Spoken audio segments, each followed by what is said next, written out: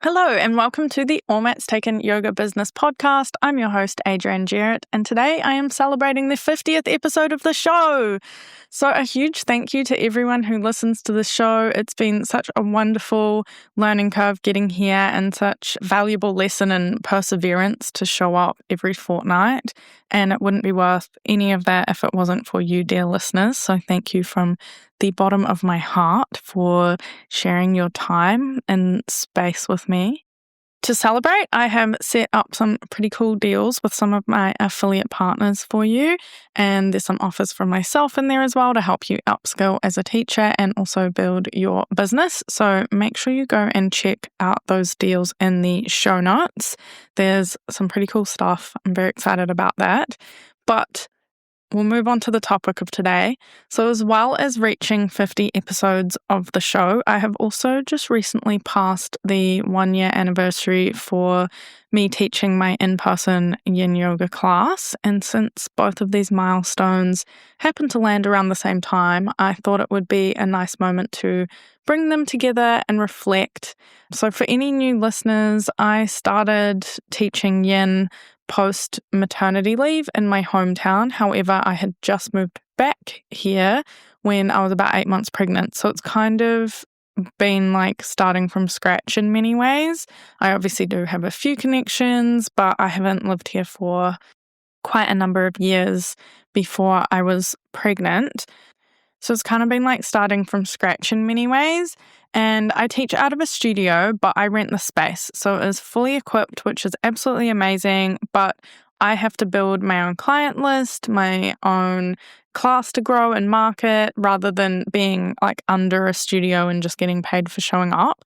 So the benefit is that I get to, if I fill my own class, I make a decent hourly wage. However, the downsides of that is that I don't get paid and I can even lose money on a week on the rent if I don't fill my class. Plus, I'm responsible for like all the customer service and everything. So it's a bit more involved than just showing up to teach. It is a little mini business, even though it's just one class a week. But I do really appreciate this model and having the space and opportunity to build my own community.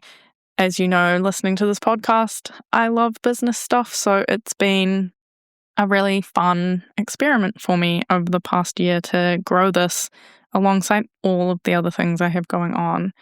So to honor both of these milestones, I thought I would share some business and marketing lessons that I have learned from building this class up. It's been a roller coaster, to say the least. I think the smallest class I've had was one person, and that was a friend of mine. But that was like very early on. I'd only been running the class for maybe a few weeks, 6 weeks or something. It was definitely in the first trimester. So I do run it during term times, like aligning with roughly the school term times. I started out at the beginning just running it every week, and then when it got to the time, I would check in with everyone if they would be interested, because a lot of the people didn't have kids, so I didn't think the school holidays would particularly affect them. But it just, I don't know, people get busy, people do things, something happens in school holidays for everyone, it seems, regardless of whether you have children in your life. And people would say, yes, they'd show up, and then ultimately they'd have a barbecue, or I don't know, something would come up. And I did it for the first 3 times because I wanted to make sure that I was building some kind of consistency for people, and that was important to me rather than the term schedule. The classes always were tiny, and I ended up term time pretty much always losing money and not having enough people turning up to class. So maybe it'd be different once I have grown the numbers a little bit more, but then I just decided to stick with the terms, and it was a nice little break for me, nice little break for the other people rather than having like an absolute weekly commitment, because I guess yin is not necessarily the same as like a more fitness-based asana class. So yeah, I decided to run it that way. And then things after the first time just started building up. People started just seeing the marketing and coming along and trying it out. And I had a few regulars really enjoy it, which a couple of those from those early classes in that first term, they are still coming to class now, which is amazing. It did take longer than what you'd probably feel comfortable with. So a term's about 10 weeks. And I think it was either the last, second to last or last one of the term that I actually got a few people. And I just remember getting an influx of people. And then things started to slowly build momentum from then. But even then, as saying that, I'm pretty sure in the last term, I think my last class of the year, only 3 people turned up to that. After having a reasonable number of people, maybe average of sort of 6 people in class up until then. And then I think the most people I've had in class is 9 or 10, which for the space, for the room that I'm renting, is fairly full. I think at most, I was talking to the studio owner last week. She started coming to my class, which is really cool. But she said the last yin teacher had 16 in there. So she was telling me sort of how she rearranged all the mats to make that fit. So I think that's my top goal. But I don't think you'd get I think it would be hard to get more than that. So 9 or 10 is pretty good. And especially the way I've had the mats arranged, it feels very full, which is nice.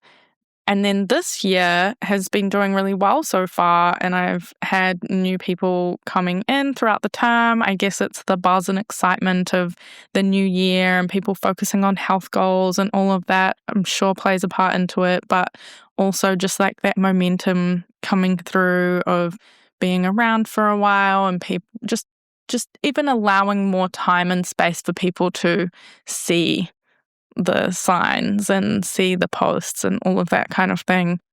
And of course, allowing SEO to build up so that my website ends up ranking so people actually see me when they search it. All of those things is just starting to snowball, which is really cool to see. So this year so far in class, I think the smallest class has been 6. And then there's been quite a few with 8 or 9 people, which, as I said, that's pretty good for me so far. And I've had a few people bring people to class as a referral. And obviously my goal would be to fill it up to that 16, have pretty consistent numbers, but there's always someone that doesn't come. I think if all of the people that are on my sort of client list came to class one day, we would hit that 16 and I'd be squeezing people in. So it's really cool. It's been a fun year and a fun experiment, and I'm excited to see where it goes. So I have 5 lessons from this past year that I wanted to share with you that hopefully you will find helpful for your own business journey. My first lesson is to stay consistent but give it time. And this has been really a lesson in mindset and resilience for me ultimately. So it's quite easy for me to flip into this oh my God, there's something wrong with me kind of mindset. And it's really easy to fall into a comparison trap and think I need this to work now. By the end of term, I'm going to have full classes and I really need full classes now to make this whole thing worthy and for people to honor it as a success and all this kind of stuff, make it financially stable and just try to rush the whole process. And sometimes I think we can see the dream, we can envision the big picture, and we just really want to collapse time and enter that version now, or maybe within the next 6 months, which is potentially possible, but depends on the dream, right? And then if we skip all of that, if we do manage to jump forward and skip all of that, there's so many lessons that we miss out on the way. And I've been listening to a lot of goal setting stuff, as you might know if you've been listening to the podcast.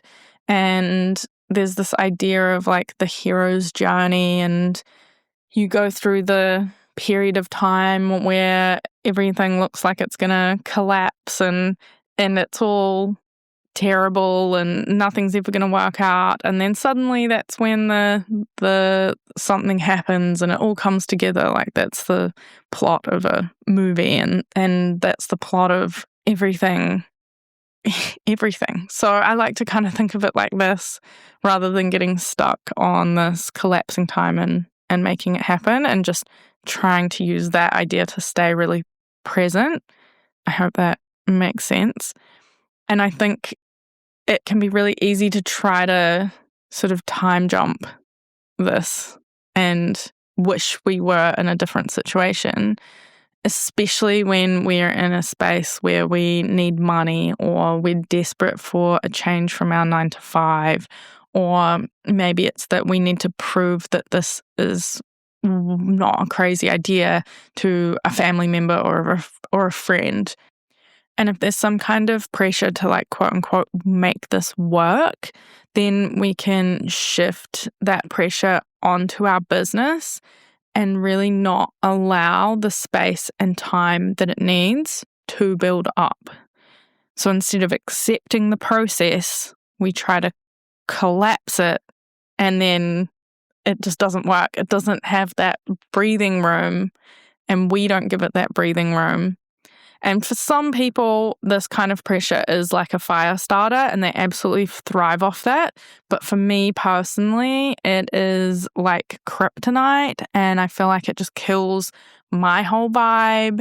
And I'm a yin yoga teacher, right? Like I can't have this vibe of desperation or stress or anxiety. That's the complete opposite of what people are coming to me to experience and for me to be able to hold space for. So I need to be capable of providing a calm, laid back presence so that they feel safe enough to relax, regardless of how many people turn up to class. So if 2 people come in and then I see that and my energy just switches into a completely different mode because I'm like, oh no, I know that's not enough people to cover the rent this week and I'm not going to get paid for all the time I put into this. They're going to feel that, you know? We're yoga teachers. We know that this energetic alignment is important. And then they might not come back. And then I've just created a further uphill battle for myself, because instead of having someone come into the space and feel really held and like it's a welcoming area for them, that they can just leave their worries behind and it's just bliss and they're going to come back, they're just not. And so in allowing the space and allowing me to accept that maybe this week I didn't get paid, but I trust that this is going to compound and that my class will naturally draw in more people and it will make my existing students more likely to talk about my class with their friends and then invite someone they think would benefit from it. And when I ask my students if they can give me a review, then they're going to have like something genuine and glowing and amazing to say because they genuinely deeply benefited from the class and they want to help me, because if they help me, then they know the class is going to stick around. And obviously that's going to continue to benefit them because they really love coming to the class. And so it's like this big cyclical process. So instead of just getting really caught up in this it has to happen now mindset, I envision the long-term goals and that maybe I'm not getting paid today, but in a year, I'm going to get paid. And on that note, for the whole year, I was profitable. I don't have the numbers off the top of my head, and it's 1 class a week, so it's not massive. But I did finish the year with money in my pocket, so it does work. I also haven't quite fallen into the hustle mindset for advertising this class because I was frankly too busy. I was running the last summit just as I started the class, so I had 0 time for the class, and I also had my baby who was about 8 months at the time, and I just kept getting into this like idea, especially when class wasn't that big, that I had to be more hustling and more proactive and really pushing it. And like go, go, go, go, go kind of thing, like make this work, bring in clients and step into that sort of like strategic analytical mindset. But I kept getting resistances to that, and that's where I kind of realized I just really need to hold space and allow for just the efforts to slowly build up over time and not rush anything. And at the end of the day, I'm a yin yoga teacher. In class, I share lessons from like Taoism. I need to embrace those qualities and infuse them into the way and the attitude that I take towards building my business. This like idea of hustle culture and yin just completely clash in so many ways. Like yin teaches us resilience and how to stay connected to ourselves across time, even when something is a bit uncomfortable. And everything in you is just telling you to move, and we need to question if that's really what we need, or is it just safe for us to hold this space a bit longer? And on the money side, because I mentioned that that's often a pressure, I know it's been for me, and I know maybe some of you have experienced this. If you're desperately trying to make this work because you need money and you want to change your 9 to 5, and I'm in a position where I need to make money. I mean, we all do, but I don't currently have a full-time gig that I am relying on to support me while I grow anything. There are other skills that I think we can all lean on to transition. So it doesn't have to be all of this. And like, you've just got to know what works for you. I think here, some people, like I mentioned, some people will really like this hustle. It's the fire starter. It gets them moving. They have one thing to focus on. Like, obviously, you don't want to be splitting your attention in too many places, which I am guilty of 1000%. And I'm trying to hone that in this year so badly. But if you really need a change now, this is not the easiest thing to change to. Is there something else that you can change to that will help you hold space while you grow? Everything's temporary, and I just have to trust that it's going to work out as it's supposed to if I just keep on focusing and turning up when I have the space for it, allowing growth. My second lesson is don't take everything personally. People come and go. And at the start, it was really tough not to take it personally when people came to one class and then just never came back. I was also learning and getting back into my own groove. And I like to try to check in with people at the end of class, especially if there's someone new. If the vibe feels right, I obviously don't want to interrupt anyone's bliss, but usually there is some space because our class is the final one of the day and the students come help put away their props and mats and things. And honestly, sometimes it probably is just me and my class. Yin isn't for everyone, and I'm definitely not for everyone. My style is probably not for everyone, but it doesn't serve me to get like wound up and wondering, what did I do wrong? Because I have people that are enjoying the class and they keep coming back. So I can't be doing everything wrong. And of course, I'm always trying to improve, and I have a lot to learn, and I need to practice a lot as a teacher. I know this. But getting emotionally tied up and people not returning doesn't do my existing students or myself any good at all. And at the end of the day, if I'm trying my best and I'm always trying to get like a little bit better each time and improve on something, that's all I can do. 1% better each time. And over time, again, we're not crushing timelines here. Giving it space, everything's going to improve, and I have to trust that. And unless someone tells me specifically why they didn't come back, I have no idea. It may be absolutely nothing to do with me and my class. It could be as simple as life got busy. I don't know, or they moved, or their schedule changed, or so many different things. And slowly and surely, I do have people falling in love with the class that I give, and they do come back again and again and again, and some of them have started bringing friends along. So there must be something that I am doing is right. So if I just lean into that and keep being me and trying to get better a little bit each time and trying to get better at my cues and all of that kind of thing, then it's going to work out. And I think this was a really important lesson to learn because I've really felt myself resisting marketing many times just due to that self-consciousness creeping in and thinking, yeah, I don't know what I was thinking. It's like that feeling of resistance, like, ooh, I don't want to do this. And I'll get a little bit more into that in the next one, because my third lesson is to regularly check in with myself regarding my marketing efforts and to be honest. This was like a big one for me because, as I mentioned, when class is quiet, it's really easy for me to default to like a I must suck or nothing's working kind of mindset and slip into that. And it's something that it's part of my yoga practice. I always have to come back and check in on the reality of that and let that little voice know that not necessarily the case. So it's a big thing for me long running throughout my life.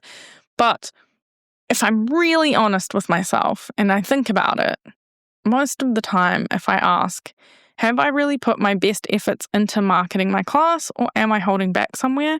And 9 times out of 10, the answer is I'm holding back somewhere for some reason, and I need to dig a little bit deeper to uncover why and push myself out of my comfort zone. Because if I didn't market my class and no one's in class, surprise, surprise. So, for example, I have this massive resistance to posting in Facebook groups, despite I know that they're like a proven way for me to get new clients. And I don't know what it is exactly. Being seen in that way just really irks me.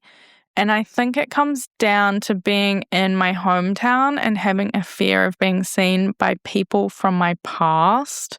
I mean, we've all got high school bullies and things, and people that I would rather not be seen by because I have this fear of ever having to encounter them again. I feel like I'm a very different person when I'm living in my hometown than when I'm living in a different town, but here I find myself back again.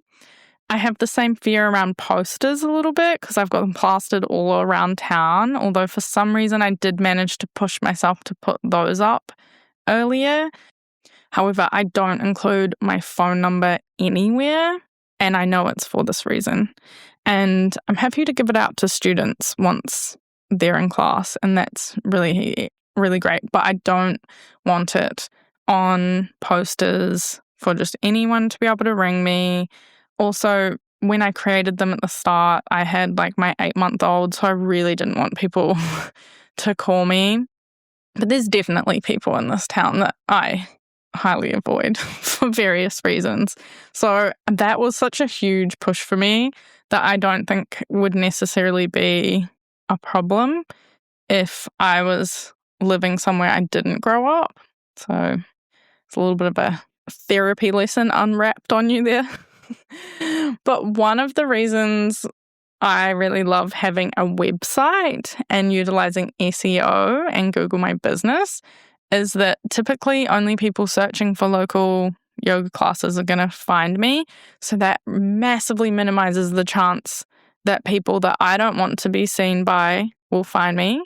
And it's also a bit more passive, so it doesn't require active participation to get results. I can set it up and forget it for a time, and then it does require some level of like reviewing and editing, but it's just my jam and I just find that easier. I'd way rather sit and play with a website and make updates and do little posts and things than post in a Facebook group. But they work, so I have to really push myself past that. And no one so far from my past has come out and reached out, but I guess it's also the idea of being seen by certain people. Once I'd gotten honest with myself about where I was holding back and I pushed myself out of my comfort zone to market my class properly in the way it deserved, I could actually start paying attention to what was working, which brings me around to lesson 4. pay attention to what marketing strategies work and focus on those.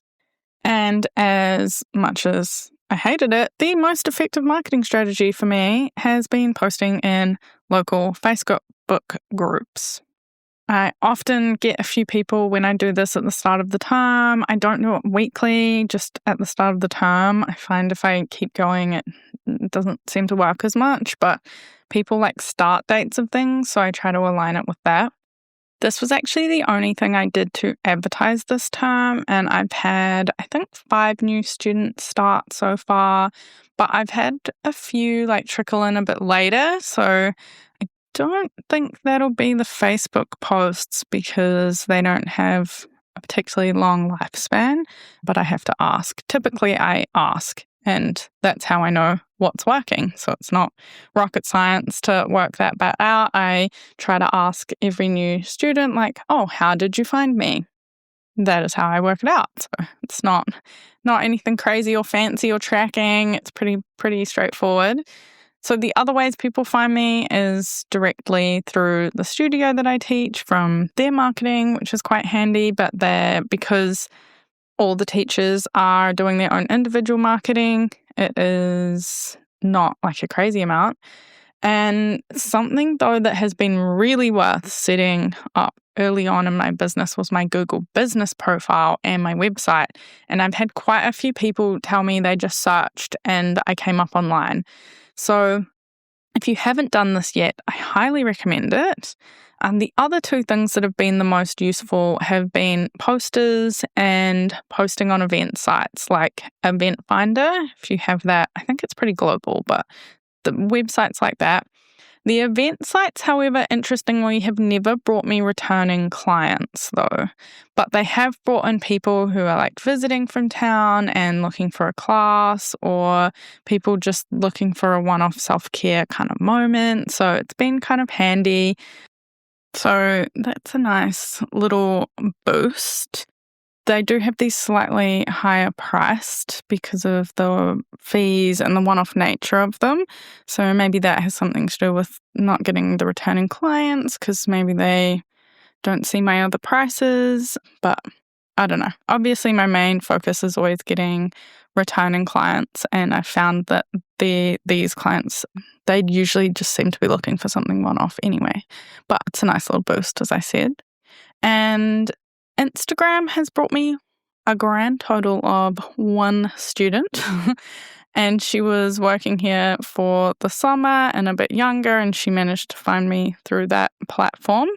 But other than that, the effort required for Instagram to work hasn't seemed worth my time, like doubling down on it for a single weekly class.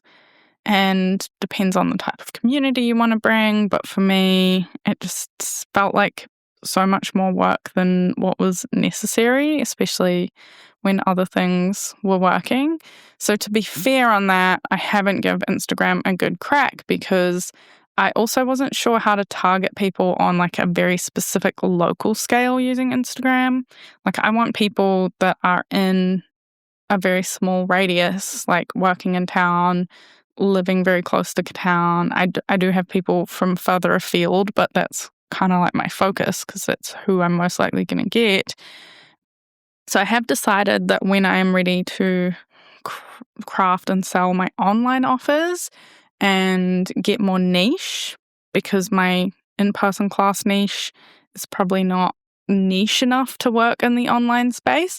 So that's when I'll use Instagram. So for those online types of offers in a very sort of different way than my in-person classes are going.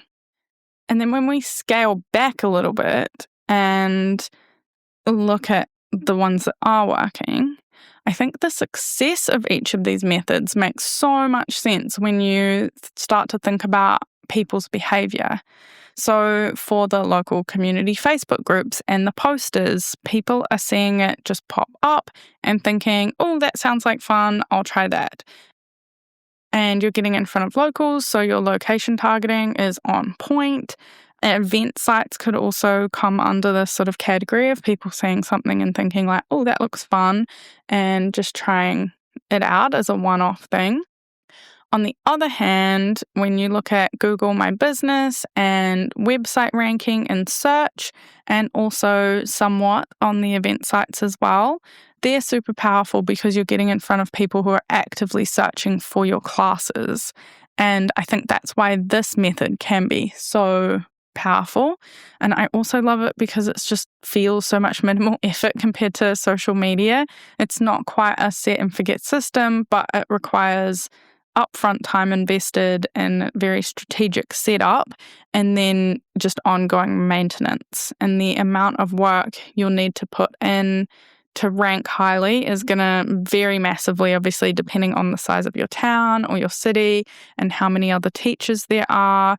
Again, being more niche is going to help you in this area, but if you're in a small town, you might not need to be more niche. I'm in like a reasonable sized town, like pretty small compared to a lot of places in the world.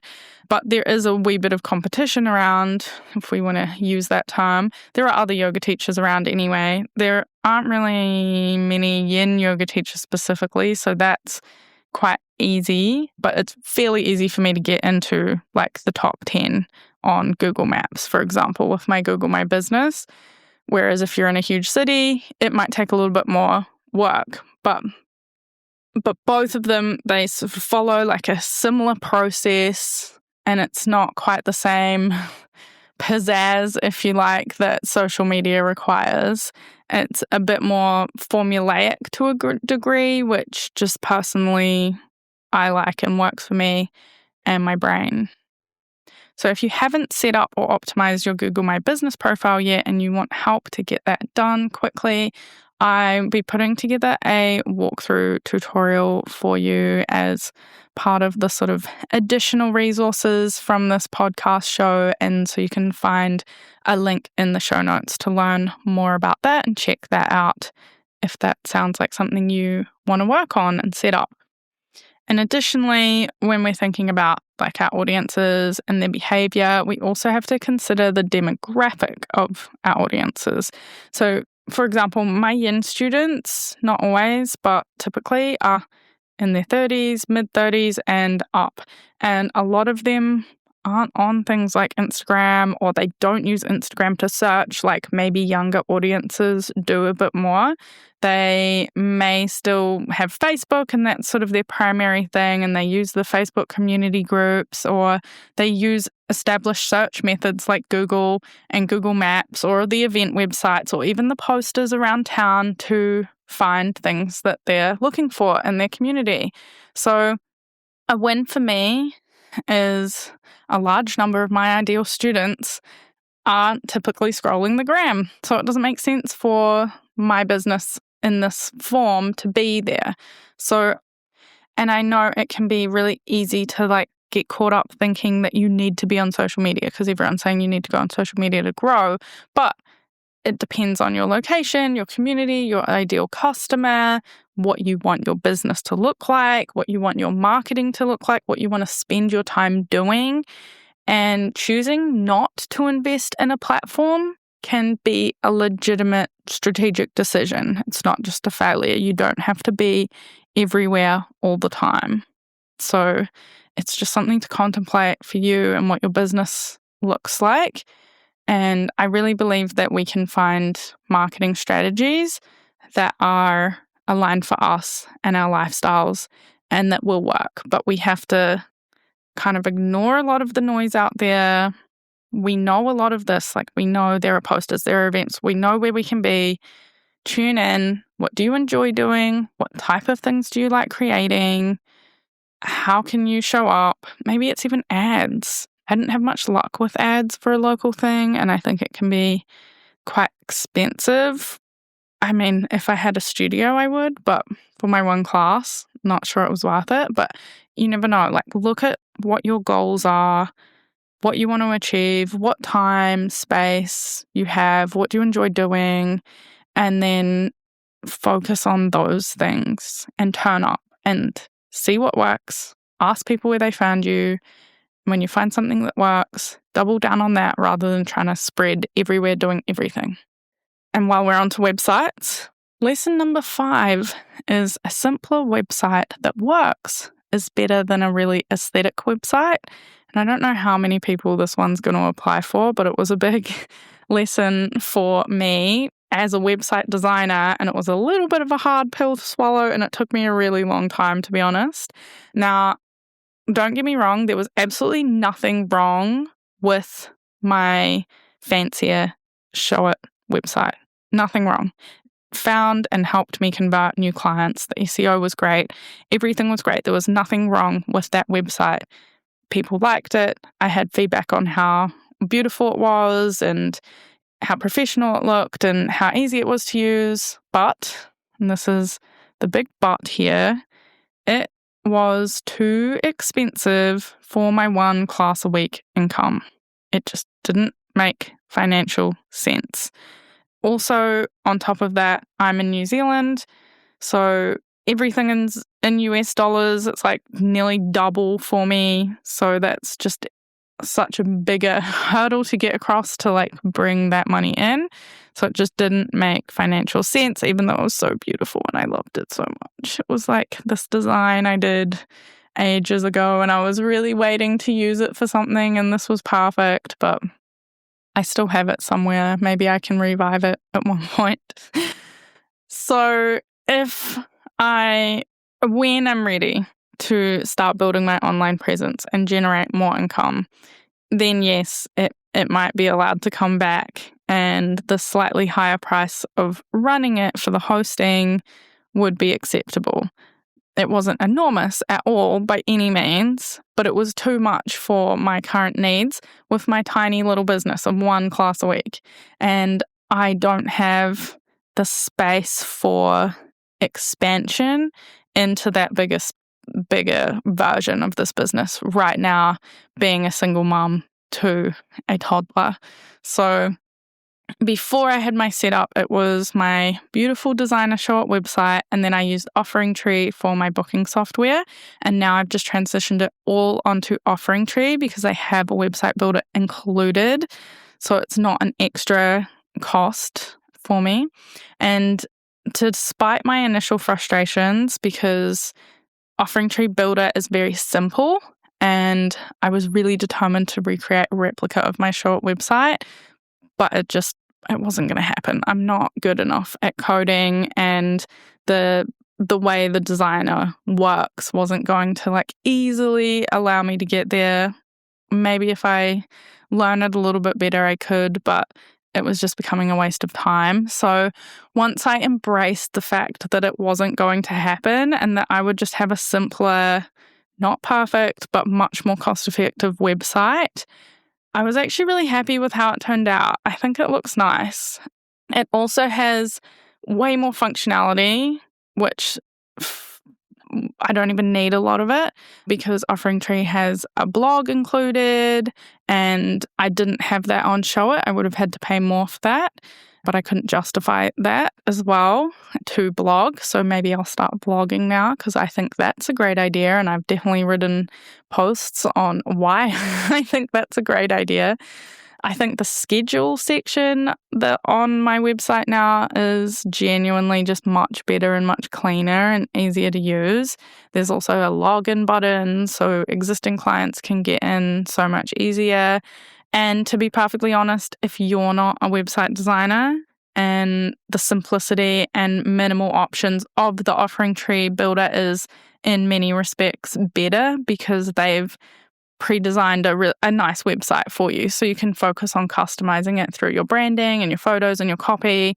A big one was for me that they didn't have custom fonts, and I just couldn't let go of my like stickler for beautiful branding, which is not essential, but I need it because I do know how important and powerful it is to build your presence, and it's just something I couldn't quite get past. But I did, with the magic of AI, help me work out the coding to make that happen and override Offering Tree's defaults. So if anyone's interested in how to do that, I've got it on my list of things to do to make a YouTube tutorial about it. So let me know and I can put that up the list a little bit, because it wasn't straightforward at all. It took me quite a while, but it'd be really easy to duplicate now that I know how the process works. So let me know if that is something you're interested in. And there are pros and cons to each platform, and ultimately it just depends on your business needs. But at the end of the day, it needs to work to get clients in the door and be easy for them to book. That's it. And build like a professional visual experience. It doesn't have to be fancy though. It just has to tell them what they need to know and tell them where to go and how to join your class. So while a website isn't critical, especially when you're starting out, because there are workarounds for everything. You can set up your like Google My Business profile without one and just direct people to book by emailing or calling you. I'll go into the workshop if that applies to you and you're interested. You can also do the same with posters, or you can post on Facebook or Instagram and ask people to like DM you. It doesn't have to be complicated. But for me, I found a website incredibly handy because it does the selling part for me. People search, they click, they read about it, and if they're interested, they book. I also have a deal on my website for new students for the first 4 classes, and most people tend to take that up, which is a nice way to convert someone from just like curious to a little bit more committed and actually having a go at trying it, rather than just having like what I see is really common. It's like your first class free or something like that. And I think just it's important to get paid for your time and set up that expectation with your students. So that just works really well for me, that flow, that funnel. And if having a website and offering tree sounds like something that might work for you, I'll put all the details in the show notes. As an All Mats Taken listener, you get a free trial for offering tree. And if you decide to stay, you'll either get 50% off your first 3 months or 15% off your first annual subscription. So if you're interested, head to the show notes or visit allmatstaken.com/resources to check that out. Now, as a website designer and a brand designer, I'm sort of touched on this, but I do understand the power of well-designed branding elements. Again, it's something I don't think you need all of that to get started, but it is a good idea when you're ready because it makes your design decisions easier in terms of like building that poster and all that kind of thing. And then it also brings a lot of consistency in and just makes you recognizable when people see your marketing. So if that's something that you want to set up, I have a branding workshop that I will link in the show notes. So if you want to learn how to do that simply, but with a really professional aesthetic, so it catches people's eye without any kind of designer price tag, you can go find that in the show notes as well. However, there is one thing that I think should be prioritized early on, and it's quality photos. They just make such a difference on marketing materials. They make you look so much more professional and polished. You also just get so much use out of them for your website, your Google business profile, social media, posters, all kinds of things, you name it. If you get accepted in a festival, you have these beautiful photos you can use as your like profile photo, all kinds of things. So I think that's really important. On that though, and your photographer might ask you if they're onto it, it is good if you can include your brand colors into the photographs, because then it all is going to tie together really beautifully. Don't stress if you don't have that, but if you do the branding colors, you get a few colors, doesn't have to be overly complicated, and then that's just it. That design is chosen and you can focus on how to be an amazing teacher. And then finally, before I wrap this section up, stepping back from all of the surface level website aesthetics here, as I was planning this episode, I did realize that there was a deeper core lesson, and it is to build where you are, not just where you want to be. So that doesn't mean ignoring the future, ignoring like how you want to grow, what you need to get there. branding, website, all of that. But it means being realistic about what your business actually needs right now versus what you think looks really good on paper. So those are my top 5 business and marketing lessons from 1 year of teaching my own in-person classes. And to close, I'd like to share a few things I'm looking forward to the year ahead. So one is remaining curious and seeing how, with consistent yet aligned effort, the class grows this year. Hopefully I can get it to a place where I don't need to externally advertise at all, and I'm just getting people through my website and things, and ideally there's a wait list because the class is full, but people do come and go. I have a couple pregnant students at the moment, so I know that once baby comes, they'll definitely be gone, or once they get far enough into their pregnancy, they're not going to want to come anymore. And that's just the beauty of life, and then it opens more space for new wonderful people to come into the class as they need it. I'm also looking forward to teaching at a festival in April and seeing if that has any kind of impact on my class for winter. Be really curious to see. And also high on my goals list is to start creating downloadable yoga nidra meditation packs that are very niche, they're very specific, so I can start to build out that online offerings and online store side of things a little bit more and bring in another income stream. But I have to get really focused and be realistic with time right now and see what happens. It's just a seed at the moment, but I would love to be able to plant it and watch that grow and take on that journey in learning in the next part of this beautiful business. So again, I just want to say a huge thank you for listening to this episode and in the show in general. If you want to support the show to keep me motivated to turn up and check out the show notes, as I mentioned, there are some special deals in there for you from affiliate partners to celebrate the 50th show. And you'll also find a link to that Google My Business walkthrough and the branding workshop and some cool kinds of things in there. So go check that out, and thank you again so much for all your support. And until next time, have a beautiful week, beautiful fortnight. Enjoy teaching yoga.